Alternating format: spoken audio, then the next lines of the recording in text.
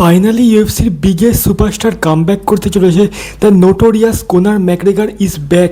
Remember the date 11th July 2026। Almost 5 বছর পর comeback করতে হয়েছে কোনার। লাস্ট ফাইট 2021-এ ডাস্টিন পোরিয়ের এগেনস্টে করেছিল। কোনারের ফাইট মানেই massive excitement, ultimate level hype আর হাইয়েস্ট পেপার ভিউ। বাট এইবার কিন্তু অপোনেন্ট একটু টাফ হতে চলেছে কোনারের জন্য। ম্যাক্স হলোওয়ে, যার সাথে কোনার ফাইট করেছিল 2013-তে ফার্স্ট টাইম, আর ইউনানিমাস ডিসিশনে ফাইটটা জিতেও ছিল।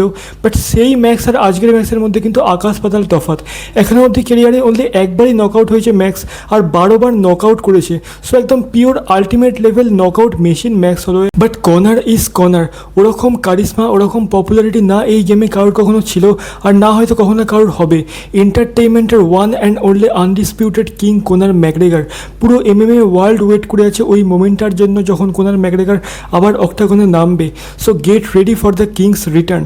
তোমাদের কি মনে হয়, কোনার ম্যাকগ্রেগর কি পারবে তার সেই প্রাইম পারফরমেন্স আবার দিতে, নাকি ম্যাক্স হলোওয়ে বুঝিয়ে দেবে কেন তাকে ব্লেসড বলা হয়?